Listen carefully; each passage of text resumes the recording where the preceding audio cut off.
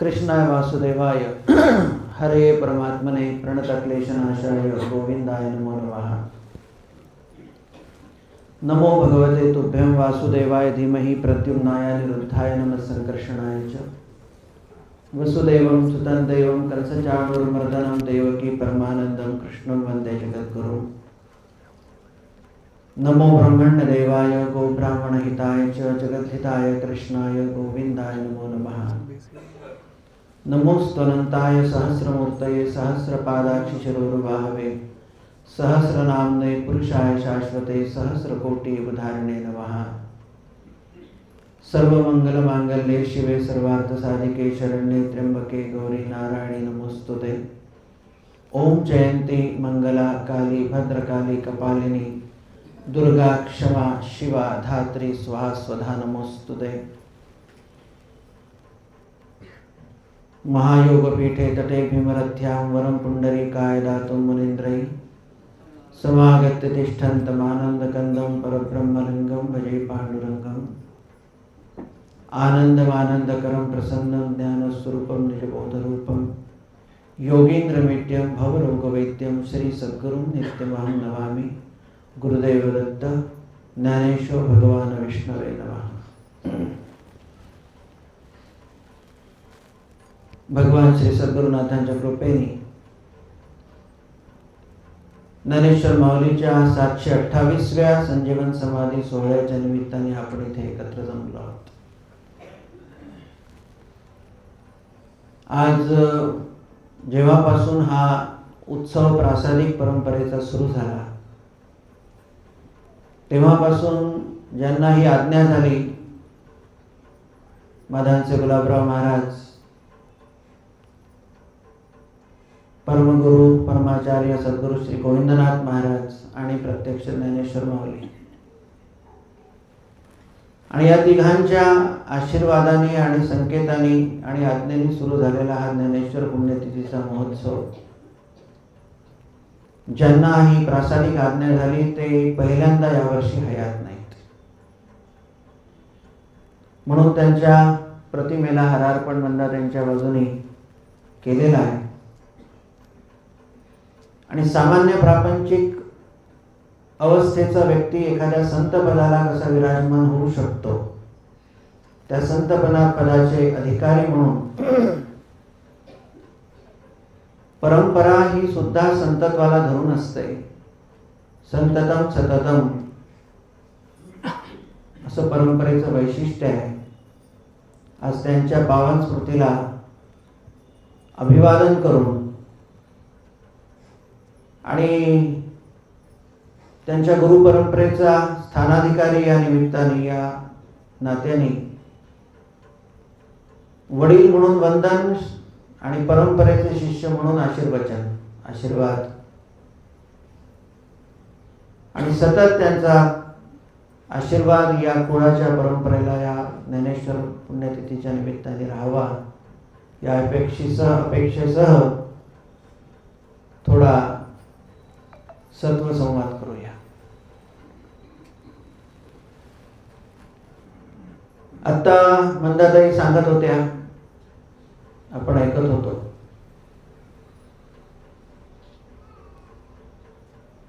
आणि त्यांनी जे सांगितलं की सद्गुरू आणि सत्शिष्य यांच्यामध्ये काय व्हावा,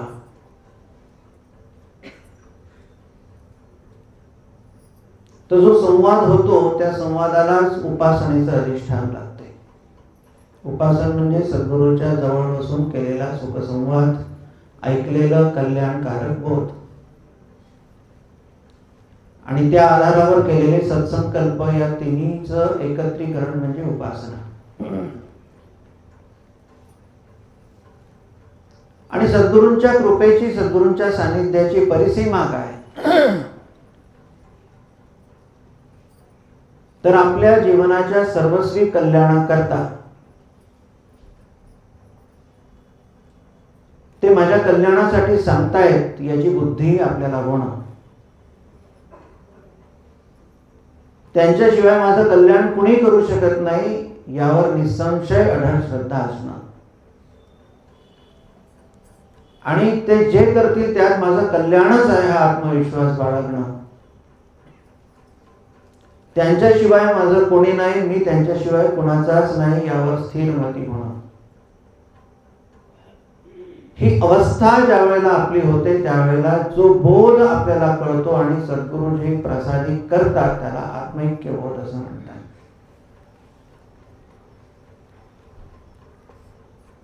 आणि तो आत्मबोध सद्गुरूचा ज्याला झाला, मी उपदेश नाही म्हणत, आत्मबोध, तो मुक्तीचा अधिकारी होतो. म्हणून एक वचन आहे,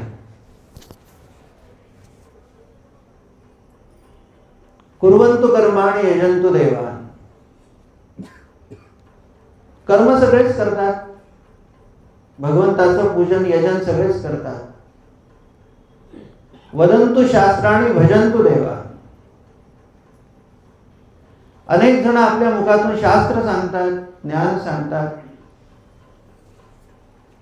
भजन करतात, पण आत्मैक्य बोधेन विना विमुक्ती. जोपर्यंत सद्गुरूंचा आत्मबोध होत नाही, त्याला 4 अटी आधीच सांगितल्या. न सिद्ध्यति ब्रह्मशतांतरेपि. ब्रह्मदेवानी 100 जन्म जरी घेतले तरी आत्मबोध जोपर्यंत सद्गुरूचा झाला असं होत नाही किंवा तो होत नाही तोपर्यंत न सिद्ध्यते मुक्ती शतांतरेपि. आत्मैक्य बोधेन विना विमुक्ती, त्याच्याशिवाय मुक्ती होत नाही. आणि ब्रह्मदेवाचे 100 जन्म जरी झाले तरी या बोधाशिवाय तो मुक्त होत नाही. आता ब्रह्मदेवाची उपमा याला आहे की ब्रह्मदेवाला सुद्धा होत नाही तर आपल्यासारख्या सामान्यांचं काय. म्हणून सद्गुरूचा उपयोग करावा, उपभोग नाही. सद्गुरूचा उपभोग कसा असतो की ज्यात माझं कल्याण नाही, ज्यात मी जन्म मरणाचा फेरा चुकविला, किती दत्त जयंतीच्या आरत्या केल्या, दत्त भवन या उभा टाकला ना सद्गुरूच्या स्वरूपात, आणि जन्म मरणाचा फेरा चुकविला. तू सद्गुरूचा उपभोगच घेत आला. ही आरती म्हटल्यानंतर, डोकं टेकवल्यानंतर मुलगी 10वी पास झाली पाहिजे, बाळूचं लग्न जमलं पाहिजे, माझा फोड बसला पाहिजे, डायबिटीस कमी झाला पाहिजे. कितीही कमी केला तरी तू मरणारच आहे. तर सद्गुरूला या मागण्या मागणं सगळं दे मला, फक्त तू भेटला पाहिजे असं नाही. आमच्या मठामध्ये 2 पोरं लग्नाचे, अत्यंत निष्ठेने परंपरेवर विश्वास ठेवणारे कुटुंब किती हजार असावे. सध्या विदर्भ क्षेत्रातले सर्वात जास्त संख्येने कुटुंब या परंपरेशी जोडले आहेत. दोन्ही मुलं कर्तबगार, सगळं कमावणारे, पण यांना मुलगी देता का म्हटलं ते खूप काम पुरते, बंधनात राहावं लागतंय.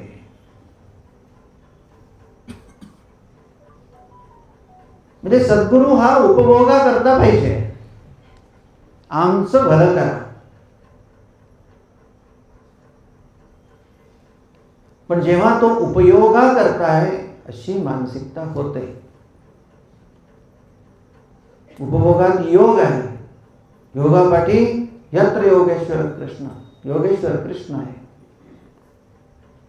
जिथे योग उपयोग आहे तिथे योग्यता, योग्यत्वासाठी योग्य अधिष्ठानाकडून मी योग्य होण्याकरता सुयोग्य मला प्राप्त होणं, ज्याद्वारे जगत कल्याण हे निश्चित आहे. एवढ्या मोठ्या भावभावनेने सद्गुरूकडे पाहिलं तर तो त्याचा उपयोग आहे. या मागण्या घेऊन काय जायचं, हमारी मांगे पुरी करू.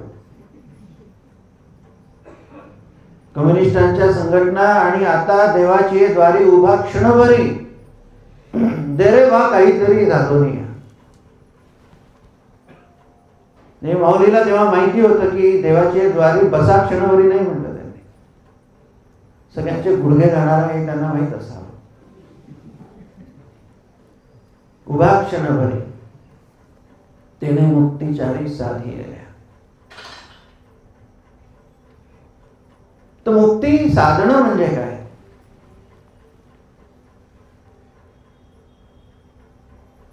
की कशातून सुटावं आणि कुठे मी जोडल्या जावं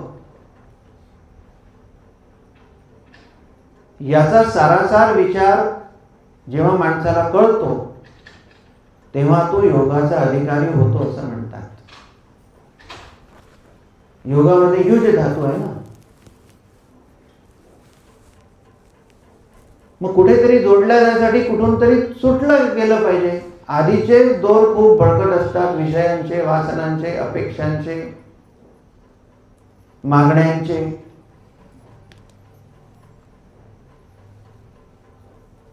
मग याच्यासाठी काय केलं पाहिजे की हे सगळे दोर तुटले पाहिजे. तर म्हणतात मोक्ष आणि मुक्ती या गोष्टी याची सामुग्री कुठे भेटते, कोणत्या दुकानात भेटते? तर ते दुकान आहे सद्गुरूचं दुकान. मुक्ती कारण सामुग्र्या भक्तिरेव गरीयसी. की कशातून मुक्त व्हावं याचा उपदेश सद्गुरूकडून घ्यायचा आणि कशाशी युक्त व्हावं याची दिशा आणि त्याचं धोरण सद्गुरूकडून घ्यावं. या मुक्तीचं आणि युक्ततेचं एकत्रित ज्ञान जिथे मिळतं त्याचं नाव आहे सद्गुरूचं स्थान. मुक्ती कारण सामुग्र्या भक्तिरेव गरीयसी. आणि ती भक्ती कशाची? सद्गुरू जिथे दिशा निर्देश करतील त्या उपास्य देवतेची भक्ती. आणि त्या भगवंताची प्राप्ती झाल्यानंतर एकच कळेल की ज्याच्या संकेताने मी या भगवंतापर्यंत आलो तो भगवंतच तर सद्गुरू आहे याचा साक्षात्कार. सद्गुरू काय देतात? अनुग्रह देतात, मंत्र देतात. उपास्य दैवत देतात, त्याचाच मंत्र देतात. मननात राहते इति मंत्र म्हणतो आपण की हे एवढं घे, रामकृष्ण हरी मंत्र हा जपावा. तुकोबाला म्हणतात की मला रामकृष्ण हरी मंत्र मिळाला, त्याच्या आधाराने मला देव भेटला. सद्गुरू एकनाथ महाराज आपला एकनाथी परंपरेचा द्वादशाक्षरी मंत्र ओम नमो भगवते वासुदेवाय हा मंत्र जनार्दन स्वामींनी त्यांना दिला. आणि त्या मंत्राच्या आधाराने झालं काय? तर देवालाच करमलं नाही. ते तिथे कधी श्रीखंड्या होऊन आले, कधी चंदन घासलं, कधी पाणी भरलं, कधी कीर्तनात नाचले आणि एकनाथांच्या सोबत नित्य राहिले.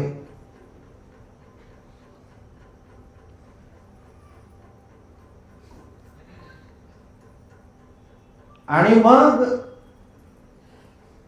साक्षात्कार झाला काय? ज्यांनी जो मंत्र दिला, ज्या आधाराने मला देवाची द्वारी उभा क्षणभरी हा जो पूर्ण जर आपण अभंग पाहिला, तेणे मुक्तीचारी साधिलेल्या. हरिमुखे म्हणा, हरिमुखे म्हणा, पुण्याची गणना कोण करी, असोनी संसारी जिव्हे वेगू करी, वेदशास्त्र उभारी बाह्या सदा. ज्ञानदेव म्हणे व्यासाची एक पुणे. ज्ञानेश्वर माऊली म्हणते मी सांगतो म्हणून नाही, याला साक्ष कोणाची आहे? विटनेस कोण आहे? सद्गुरु व्यास. मी खरं सांगतो की हरिमुखे म्हणा, हरिमुखे म्हणा. क्षणभर त्या भगवंताच्या, देव म्हणजे आहे कोण? ज्ञानेश्वर माऊली करतात, देव म्हणजे त्यांचे सद्गुरु जनार्दन स्वामी. जनार्दन ऐसा भाव, तेच जनार्दन स्वामी, तेच देव. की मी सद्गुरूच्या त्या प्रासादिक उंबरठ्यावर क्षणभर उभा झालो, निमिष मात्र उभा झालो. ते क्षण हा शब्द का वापरला? तर क्षणचा अर्थ असा आहे की या ब्रह्मांडाची जी आयु आहे त्या ब्रह्मांडाला चालन करता जो परमात्मा आहे, जो जन्म मरण्याचे खेळ करतो पण स्वतः अजन्मा आहे, अयोनी संभव आहे, तो निराकार निरालंब निरंतर निरंतक निर्विषय निर्धृतोसी, हे ज्याचं वर्णन आहे सद्गुरु उपनिषदातलं हे वाक्य आहे. असा जो आहे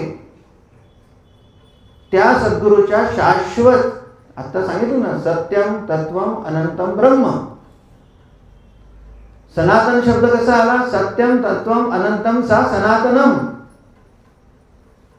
तर या सनातन चिरंतन अशा अवस्थेचा माझा सद्गुरू, त्याच्या ठिकाणी मी तर माझं आयुष्य एक क्षण आहे.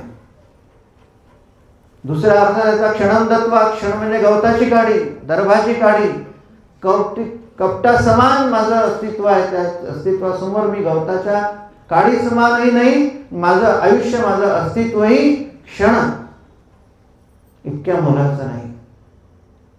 म्हणून मी यापेक्षा जास्त उभे राहण्याची अपेक्षा करत नाही असं मौली सांगते.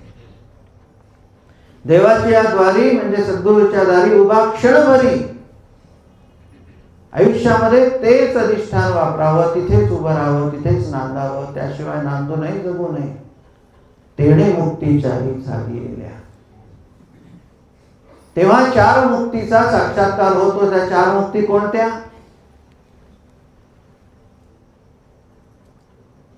समीपता. कधीतरी वाटावं की देव माझ्या जवळ येतो आहे, माझे सद्गुरू माझ्या जवळ येतात आहे, आले आहेत, ते मला सोडून जात नाही यावर विश्वास. मी सुद्धा त्यांच्या तितक्याच जवळ आहे. जेथे जातो तेथे चालविसे हाती, चालो वाटे आम्ही तुझाची आधार. या भावनेत, या जाणीवेत, या अनुभवात यावं समीपता. नंतर मी माझं जीवन जगता जगता जिथे माझ्या सद्गुरूंना आवडेल असं वातावरण नाही, विचार नाही, वाङ्मय नाही, त्या व्यक्ती नाही, तिथे मला नांदावं असं वाटू नये. जिथे त्यांचं, जिथे कुठेही जाईल दृष्टी, जडमुड जीवा नच पाहो, सकलही भेदा विसरून हरीचे दर्शन अवघे ती घेऊ. मला माझ्या सद्गुरूंचं अस्तित्व ठाई ठाई जिथे वाटेल तिथेच मी त्या जगाशी जोडलं असावं, त्या विना मी कुठेही नसावं. जो लोक असेल तो माझ्या सद्गुरूचाच लोक असेल. सलोकता, स्वरूपता. जिथे कुठे दृष्टी जाईल तेथे माझ्या सद्गुरूचं स्वरूप आहे. इतकंच नाही, जे जे तसं नसेल त्यालाही माझ्या मनाच्या, माझ्या आत्मबलाच्या, माझ्या तपस्येच्या, माझ्या भक्तीच्या जोरावर मी सद्गुरूचं स्वरूप प्रदान करेन. तिथे लोककल्याण आहे. तवे गुंड प्रवृत्तीचा असेल तर त्यात सद्भावना मी जागवेल, कारण सद्भावना हे माझ्या सद्गुरूचं स्थिती लक्षण आहे. सद्भाव लक्षण, सदाचार लक्षण, सन्मती लक्षण. तिथे तिथे माझ्या सद्गुरूच्या भक्ती सामर्थ्याने मी सद्गुण गुणसागर समुच्चयातून एक तुकडा गुणाचा काढून त्याला मी विचित्र स्थितीच्या व्यक्तीला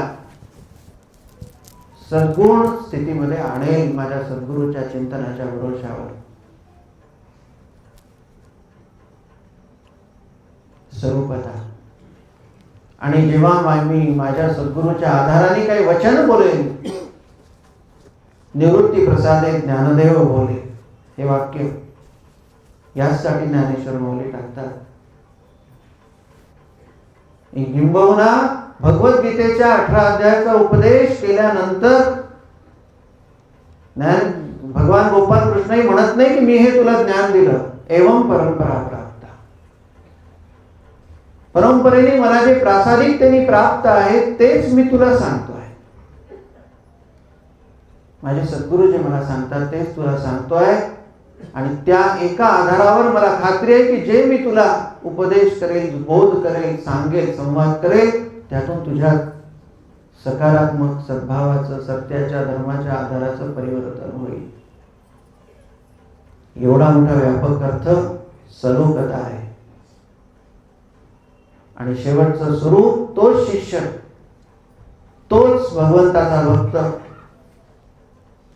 सायुज्यतेला प्राप्त करतो. म्हणजे माझ्या ठाई अहम ब्रह्मास्मी, मी जे करतो,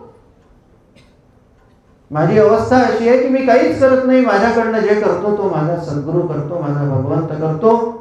म्हणून जे जे होईल ते सद्गुरूचं, जे जे वाक्य निघेल ते भगवत बोध, जे जे मी पाहिल ती सद्गुरूची कृपादृष्टी, जे जे हाताने होईल त्या सद्गुरूच्या इच्छेने सत्सेवा घडेल आणि माझं आयुष्य त्याचं होऊन त्याच्यातच विलीन होईल. इतका एकात्मभाव हा चार मुक्तीचा द्योतक आहे.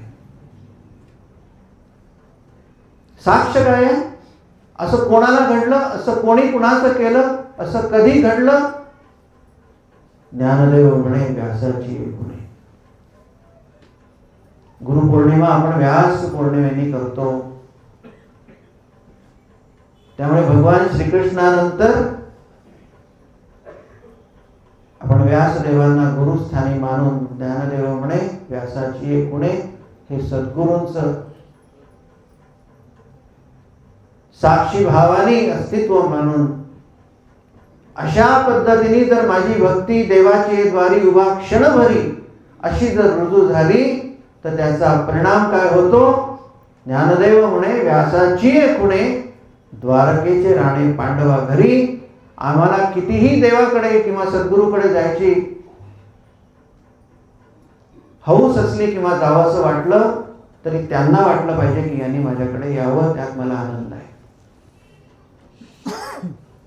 किंबहुना माझ्याशिवाय त्याला करमलंच नाही पाहिजे. माझ्या सद्गुरूला सगुण निर्गुण कोणत्याही स्वरूपात वाटलं पाहिजे की याच्या घरी जाऊन राहावं, याच्या सोबत राहावं.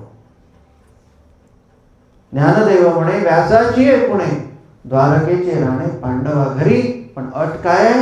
नित्य काय करा? हरिमुखे म्हणा, हरिमुखे म्हणा, पुण्याची गणना कोण करी. म्हणून कशा पद्धतीने भगवंताचंही व्यसन लागू शकते, सद्गुरूचंही व्यसन लागू शकते, त्यांच्या सानिध्याची चटक लागू शकते. तयाचे आम्हा व्यसन.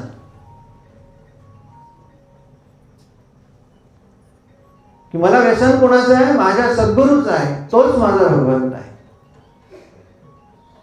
तयाचे आम्हा व्यसन. माझ्याकडे बघा, तोची आमचे निजस्थान. किंबहुना समाधान तो मिळे ते.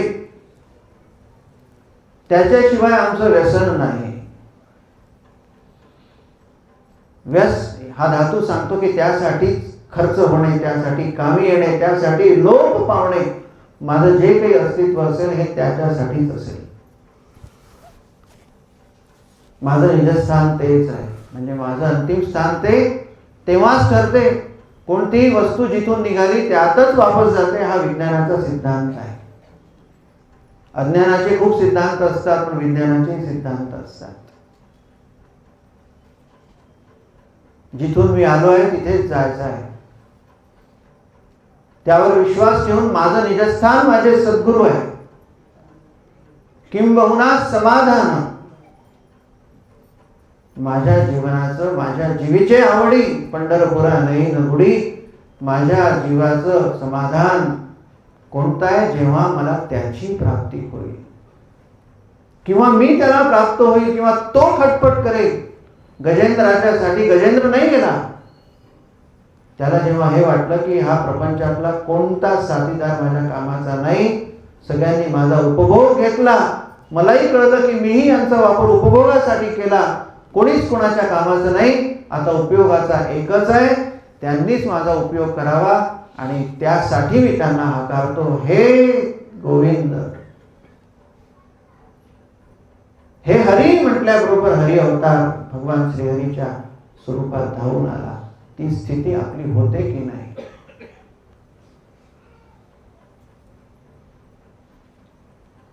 आपले आपण तो मंत्र तर म्हणत जातो, भद्रं कर्णे शृणुयाम देवा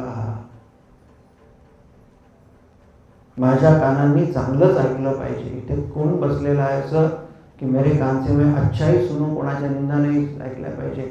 कोणी जर कानात तुला फक्त सांगतो सांग, आपल्याला ते इतकं अनमोल मटेरियल वाटते की ती रद्दी, तो कचरा, की त्यांनी सांगितलेलं किती 10 ठिकाणी वानं वाटू याच्यासाठी तेवढ्या आयुष्याचा वेळ आम्ही घालवतो. गेलं वाया उभा क्षणावरी. भद्रम कर्णेवी शृणुयामध्ये सहस्रावर्तन होतात. 1000 वेळेला तो भद्रम कर्णेवी शृणुयामध्ये वा म्हणतो, पण ऐकतो भलत्याच गोष्टी. आता प्रवचन चालू होतं, बेल आता काय नवाडी आहे तुम्हाला, सगळे तिकडे. ही वृत्ती आहे माणसाची. एक लक्षात घ्या, मारते ती प्रकृती, तारतो तो पुरुषार्थ. मनुष्याचं जीवन प्रकृतीने बनत नाही, ते बनलेलंच येतं. पंचमहाभूतांचं त्यात मन, बुद्धी, चित्त, अहंकार, विषय, विकार, वासना, संकल्प विकल्पाच्या अनेक धारणा, ते प्रकृतीच आहे. ती तयार करून देते. पण त्या प्रकृतीचे आधारे, पुरुषार्थाचे व्यवहारे जर जीवनामध्ये काही साकार व्हायचं असेल तर ते पुरुषार्थाच्याच आधाराने होते. तो पुरुषार्थ प्रदान करणारा परमपुरुष परमात्मा हा सद्गुरू आहे. त्याला त्या धारणेने पाहिलं पाहिजे. रोज म्हणतो भद्रम करणे मी शृणुयामध्ये वा. काय झालं शेजारी, मला नाव ठेवले. अच्छा, सगळ्यांना दिलं, मला नाही दिलं. भद्रम पश्ये माक्षभिरे यत्र.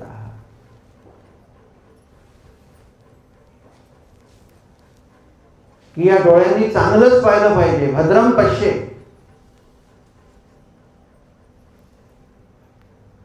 स्थिरे रंगे सृष्टवान सस्तुनु भी. माझे अंग, अंगाचे इंद्रिय, अंग स्वरूपातले इंद्रिय, इंद्रियाच्या ठाईच्या प्रवृत्ती, प्रवृत्तीच्या ठाई असणाऱ्या नाना प्रकारच्या धारणा, वासना या स्थिर असल्या पाहिजे. आहेत काय स्थिर? म्हणतो तो रोज देवहितम यदायुः, की सगळ्यांच्या हितासाठी देव होऊन, देव कृपेने माझं आयुष्य त्यात जावं, असं होते का? किती खोटं वागणं आहे हे ब्राह्मण लोक. हा बसला इथे, सुवर्णमृणाम सुवर्णमुद्राम दक्षिणाम समर्पयामी. तिथे अक्षरशः कांदाची नोट असते. सुवर्णमुद्रा आली कुठून? ॲल्युमिनियमचं नाणं असते. म्हणायचं कशाला?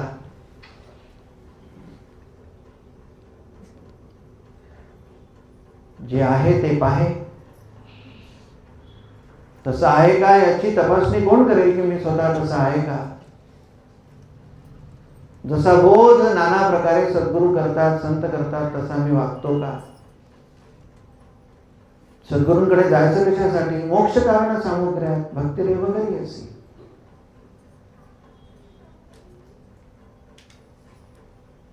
तान लेकरू जेव्हा जन्माला येते तेव्हा एखाद्या मंदिरातल्या गोपाळ कृष्णाच्या मूर्तीपेक्षा कमी चांगलं दिसत नाही, उत्तम दिसते. कारण विषय नाही, वासना नाही, अजून नाव प्राप्त झालेलं नाही.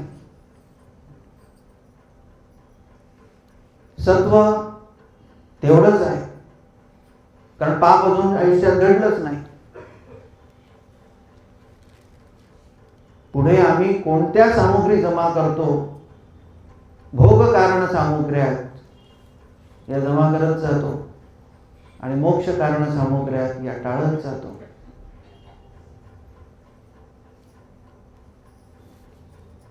त्यामुळे भगवंताचा पत्ता कुठे आहे?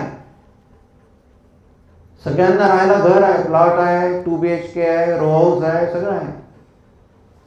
देवाला राहायला काहीच नाही आहे, ध्यानात ठेवा. ही जर कल्पना असेल ना की वैकुंठ आहे, त्याचे दिव्य महाल आहे, त्या पुराणामध्ये कथा दिलेल्या असतात. वेदांनी तर सांगितलंय की त्याला काहीच नाही आहे. स्वाधिष्ठया मधिष्ठया पौस सोमधारया. स्वतःच्या ठिकाणी अधिष्ठान म्हणून जर तुम्ही पाहिलं तर तुम्हाला तिथेच देव दिसेल, वैकुंठात दिसणार नाही. स्वतःच्या ठाईच दिसेल. जगामध्ये पाहायला गेलं तर अधिष्ठान त्याचं पाहायला गेलं तर तुम्हाला फाटकातही देवच दिसेल, झाडातही देवच दिसेल, मुंगीतही देवच दिसेल, पण पाहायला जाऊ का आम्ही? आमची इच्छाच नाही त्याला पाहिजे. पवस्व सोम, चैतन्य पाहायला जाल तर ठाई ठाई. शंकर भाष्यामध्ये भगवान शंकराचार्यांनी सांगितलं, एका दगडाचे 2 दगड जर फोडून केले 12 दगड झाले तर 12 स्वतंत्र योनी झाल्या, 12 स्वतंत्र झाले. त्यामध्ये चैतन्य आहे. बघा तुम्ही त्यात पवस्व पण आहे, चैतन्य पण आहे आणि आनंद पण आहे, परमानंद पण तिथेच आहे. पाहायला जायची इच्छा आहे का आमची? इंद्राय पातवय सुद्धा, अशी कोणतीही गोष्ट नाही की ज्याच्यामध्ये योग आणि भोग दडलेले नाही. निवडायचं काय? भोगापाठी वाहणे, अन्य प्राणी अशी तसंच जायचं काय? माणसाने ठरवायचं आहे. कारण त्याला विचार आहे, वेगवेगळे विचार विवेकी शोधी ही तर पूर्ण आपुले आपण शत्रुमित्र. बोध 65 ही पायी गोविंदाचे समर्पण व्हायचे करी करी. आपणच आपल्या जीवनाचा शत्रू व्हायचं की मित्र व्हायचं हे आपणच ठरवायचं आहे. भोग्यतेचा विचार भोग कारण सामुग्र्यात जर जमवायला जाऊ तर भोगापाठी रोग आहे, योगापाठी विनाश आहे. पण मुक्ती कारण सामुग्र्यात, योग कारण सामुग्र्यात जर जमा करायला जाऊ तर यत्र योगेश्वर कृष्ण यत्र पार्थो धनुर्धरा, तो योगेश्वर कृष्ण सद्गुरु ठरेल, मी अर्जुन ठरेल. तत्र श्री विजय भूतीर, हा साक्षात्कार होईल, हा अनुभव येईल. तत्र श्री विजय भूतीर ध्रुवा नीती मतील मम. भगवद्गीतेचा समारोप यात आहे आणि भगवद्गीतेचा सार याच्यात आहे. पहिला शब्द आहे मम, धर्म, धर्मक्षेत्रे कुरुक्षेत्रे, आणि शेवटचा शब्द भगवद्गीतेतला आहे मम, माझा धर्म काय, मम धर्म. एवढ्यात भगवद्गीता आली. आपला धर्म एकच आहे, देवाची द्वारी उभा क्षणभरी तेणे मुक्तीचाही साधी गेल्या. हरिमुखे म्हणा, हरिमुखे म्हणा. आणि कशाला हरिमुखे म्हणा? त्यातून किती पुण्य मिळेल आणि त्या पुण्याच्या आधारावर कोणत्या डिमांड भगवंताला करू की एवढं पुण्य केलं आहे.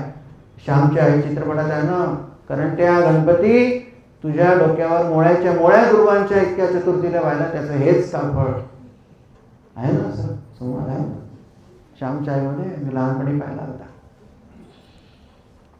अशा भक्ती प्रकारातून बाहेर निघणं, म्हणून पुण्याची गणना कोण करी? नाही पुण्याची मोजणी, नाही पापाची मोजणी. पण अशी अवस्था केव्हा होते? जेव्हा गंगे समान आपलं चित्त, मन, जीवनाचा प्रवाह अवघे गंगोबाचे पाणी समोरच्याला विशुद्धतेने पाहणं घेणं, आपणही विशुद्धतेने पाहणं जाणं, याचं मिलन झालं पाहिजे.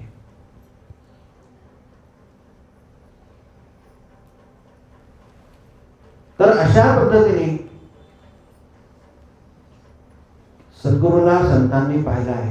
म्हणून ते म्हणतात, सद्गुरू वाचोनी सापडेना सोय, धरावे ते पाय आधी आधी. अनंत लोकांचे पाय धरून तिथे लाता घालल्यानंतर माणसाला रिटायरमेंट नंतर सद्गुरू आता मंत्र घेतला पाहिजे. तुमचे गुरु कसे आहेत? त्यांच्याकडे मी जाऊन आलो, त्यांच्याकडे मी जाऊन आलो, योग्य पायच दिसले नाही. नालायका, तुझे पाय तू पहा, किती जणांचे पाय धरले.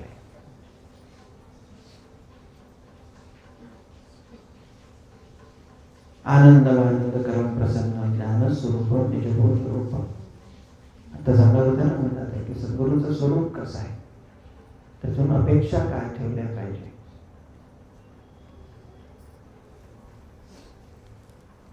त्यामुळे ज्ञानेश्वर माऊलीच्या पहिल्याच हरिपाठाच्या अभंगातून केवढा मोठा रस्ता दाखवला आहे, केवढा मोठा प्रकाश दिला आहे, केवढं मोठं मार्गदर्शन.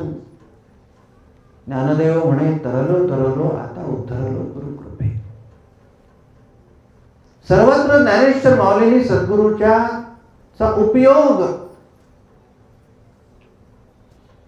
कशासाठी, सद्गुरूच्या कृपेने होते काय, सद्गुरू आहेत काय, आपलं सद्गुरूचं नातं काय,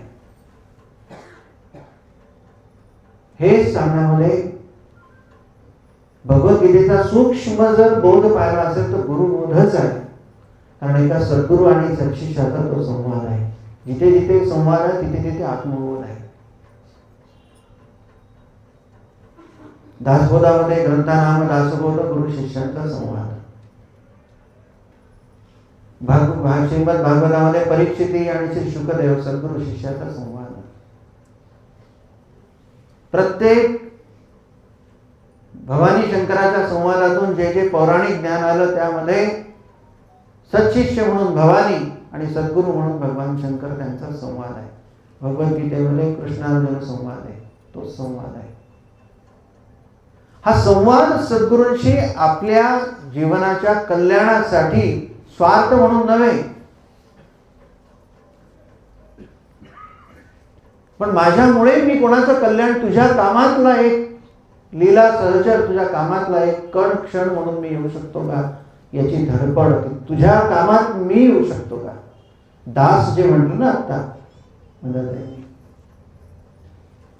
जे देवाजवळही नाही, जे रामाजवळही नव्हतं, ते देण्याची आस होती म्हणून तो दास झाला. रामदास, हनुमंत. ते गुलामीचं प्रतीक नव्हे. त्यामुळे सद्गुरूपासून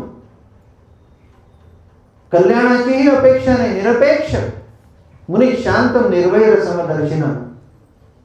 देव कोणाच्या मागे जातो, देवाला कोणाच्या मागे जावं असं वाटतं, जो निरपेक्ष आहे. इथे तर अपेक्षेचे भांडार. त्या महालक्ष्म्यांना केवढं बर्डन दरवर्षी येत असेल त्या गणपतीला, बापा इतक्या की आता असं होऊ दे, तर तसं होऊ दे. मुनी शांत मौन मौनम चैवास्तु गुह्यानाम. नको मला इतरांशी संवाद. लोक मौनाचा हे करतात ना, मौन मौन आहे त्यांचं, मौन आहे, मौन आहे. इतकं कल्लोळ बोलत असते मन, तोंडाचं मौन आहे. आपल्या अंगुष्ठ मात्रम पुरुषांतरात्मा जो आपला बसलाय, तयादीचे रूप अंगुष्ठ प्रमाण, त्याच्याशी बोलायसाठी अवकाश काढणं ते मौन आहे. म्हणून प्रार्थना, उपासना, आपल्या दिलेल्या सद्गुरूंनी मंत्र, त्यासाठी जगाशी बोलणं टाळणं आणि सद्गुरूशी बोलणं सुरू करणं हेच मौन आहे. आणि तो संवाद करणं, त्या तिथे अंतःकरण मोकळं करणं, उघडं करणं, हीच उपासना आहे. ती सिद्ध व्हायसाठी तसं आचरण करणं ही साधना आहे. आणि त्यानुसार सद्गुरूकडून जो बोध झाला तसं आचार विचार करणं आणि वागणं, तेच अध्यात्म आहे. याच्या सरळ या व्याख्या येतात. ते विमान आलं परीक्षितीला, आणि असेच लोक बसले होते, हजारो च्या संख्येत ऋषी मुनी साधू संत सत्पुरुष सज्जन. आणि श्रीमद भागवत सांगत होते श्री शुकदेव. ते विमान आलं तिकडून घ्यायला, नारायणाचं वैकुंठातून ते घ्यायला आलं. फक्त तर सगळे लोक उभे राहिले, आम्हाला विमानात घे कोणी नाही. विमानाचा अधिकारी फक्त परीक्षिती आहे. सगळे लोक अंगावर गेले श्री शुकदेवांच्या, की आम्ही उपास केला, आम्ही तटस्थ बसलो, आम्ही मनोभावे ऐकला, आमचं काय चुकलं, यांनी कोणतं वेगळं काम केलं, हे बरोबर नाही, हा पंक्ती प्रपंच आहे, हा राजा आहे म्हणून याच्यासाठी विमान धाडलं, आम्ही नाही का भागवत ऐकलं. तेव्हा श्री शुकदेवांच्या मुखातून एक श्लोक येतो, शिवाय लोकस्य भवाय भूपते या उत्तम श्लोक परायणा जना जीवंती नात्मार्थमसो पराश्रयम मुमोच निर्वत्य कुतः कलेवर. मला मान्य आहे म्हणे की तुम्ही सगळ्यांनी श्रीमद भागवत ऐकलं, तुम्ही सगळ्यांनी अनुष्ठानपूर्वक ऐकलं, पण सगळ्यांच्या मनामध्ये मला मोक्ष भेटला पाहिजे, मला सुख मिळालं पाहिजे, माझ्या मरणाची भीती गेली पाहिजे, अपेक्षा होत्या. आणि हा माझा परीक्षिती असा होता. शिवाय लोकस्य यांनी पहिल्या स्कंधाच्या ऐकण्याला त्याला असं वाटलं की माझं कल्याण झालं पाहिजे, मला मोक्ष मिळाला पाहिजे, मला तक्षक डसायला येणार आहे, तो डसला नाही पाहिजे. पण त्याच्या लक्षात लगेच आलं गुरुकृपेनी की अरे हे तर मी स्वार्थासाठी भागवत ऐकतोय, मी राजा आहे, प्रजेच्या कल्याणात माझं कल्याण आहे, त्यामुळे नको नको माझं काही हो, मला तक्षक असो काही असो, माझ्या प्रजेच्या कल्याणासाठी मी हे भागवत समर्पित करतो. न मोक्षस्य आकांक्षा, आता कोणत्याच प्रकारची आकांक्षा नाही. पुण्याची गणना कोण करी? आता फक्त हरिमुखे म्हणा, हरिमुखे म्हणा, पण पुण्याची गणना नाही. शिवाय लोकस्य भवाय भूपते, म्हणून हा कसा ठरला? या उत्तम श्लोक परायणा जना जीवंती आत्मार्थम असो पराश्रय. जीवन जगण्याची कोणतीच संकल्पना किंवा निश्चय स्वतःच्या स्वार्थाकरता नाही. अशी ज्या वेळेला स्थिती आध्यात्मिक जीवन जगत असताना गुरुच्या सानिध्यात मनुष्याची होते, तेव्हा सद्गुरु तर उतावीळ आहे, माझ्या जवळचं किती द्यायचं, मी किती देऊ, तो स्वतःचं स्वरूप प्रदान करायला तयार आहे. इतकी श्रेष्ठ भक्ती आपली ठरली पाहिजे. हे पहिल्या या देवाची द्वारी उभा क्षणभरी तेणे मुक्ती चारी साधेल्या. हरिमुखे म्हणा, हरिमुखे म्हणा, पुण्याची गणना कोण करी. असोनी संसारी जिव्हे वेगू करी. संसारात आहे पण जिभेला एकच नाद आहे, माझ्या मना लागो छंद गोविंद गोविंद. वेदशास्त्र उभारे बाया सदा, संपूर्ण आचरण हे शास्त्राचेही आधारे, पण स्मरण, नामस्मरण आणि भक्ती ही गुरु उपदेशाचे आधारे. वेदशास्त्र उभारे बाया सदा, ज्ञानदेव म्हणे सद्गुरूचे खुणे, व्यासाची खुणे. याचमुळे देवाला असं वाटलं की याच्या हृदयात जाऊन बसा, याच्या अंतरंगात जाऊन बसा, याच्या अंतःकरणात बसा, याच्या मनात जा, याच्या रोमरोमात बसा. मग जी भक्ती सुरू होते त्यात आनंद आहे. वाक गदा रवसी यस्य चित्तम हृदत्त वीक्षणम हससी क्वचिच्च. मग तो नाचायला लागतो, गदगद होतो, तो हसतो, तो बोलतो. तू का म्हणे होय मनाशी संवाद आपलाची वाद. आपण असे मनाला हजार प्रकारे समजावून सांगतात तो खूप बरा आहे की तुझं काही काम नाही, तुला माझ्या नियंत्रणात राहावं लागेल, त्यापेक्षा तू माझ्या सद्गुरूच्या, माझ्या भगवंताच्या नियंत्रणात राहा. विरज्यते गायते नृत्यते यत् भक्त नित्यम भुवनं पुनाते. मग बेभान होऊन जी भक्ती जीवनात घडते, अशा भक्ताचे पावलं या धरतीला पवित्र करत जातात. यत् भक्त नित्यम भुवनं पुनाते. तेच वाक्य निरपेक्ष मुनी शांत निर्वैर समदर्शिना. भगवान श्रीहरीला म्हणतात तू कोणाच्या मागे जातो? आम्ही तर तुझ्या मागे येतो. अनु निर्वैर समदर्शिना अनुप्रजाम्य हम नित्यम. मी अशांच्याच मागे जातो जे या गुणांनी मंडित असतात. पुहे तंद्री. मी नुसताच याच्या भक्तांच्या मागे जात नाही, तर त्यांच्या पावलाखालची धूळ घेतो आणि आपल्या अंगाला लावून घेतो. एवढा कृतार्थ आपल्या भगवंताला सुख प्रदान करणारा भक्त त्यातला मी असू शकतो काय? त्यातला मी शिष्य असू शकतो काय? भक्त असू शकतो काय? शेवटची गोष्ट सांगतो आणि थांबतो. ती गोपालकृष्णाची गोष्ट आहे ना. गोपालकृष्ण फार ज्ञानी लोकांना ज्ञानाचा अहंकार झाला असतो, त्यामुळे एक दिवशी नाटक करतात की माझं पोट दुखून राहील. सगळे उपाय करतात, वैद्य येतो, डॉक्टर हकीम जो काही त्यावेळेस असेल तो येतो, कशानेच उपाय येत नाही, कशानेच पोटदुखी बसत नाही. शेवटी भगवान श्रीहरी म्हणतात की कोणी भक्त जर आपल्या पायाची धूळ पेल्यातल्या पाण्यात टाकेल आणि चमचा फिरवून मला प्यायला पाणी देईल, तर मला बरं वाटेल असं मला वाटते. ज्ञानी लोकांच्या जवळ जातात की तुमच्या पायाची धूळ तुम्ही श्रेष्ठ आहात म्हणून मी नाही देत, हे पाप करून करेल बा. मग कोणीच उरलं नाही तर मग गोपाळांच्या जवळ जातात, ते धावून जातात, माझ्या पायाची धूळ घ्या, माझ्या पायाची धूळ घ्या. जर आम्हाला आमच्या पायाच्या धुळीने आमच्या श्रीकृष्णाला बरं वाटत असेल तर आम्ही नरकात जाऊ त्याच्यासाठी, पण आमच्या गोपालकृष्णाला बरं वाटलं पाहिजे. ही घ्या पायाची धूळ. आपल्या पायाला माती लावत आणि पेल्यामध्ये माती टाकत.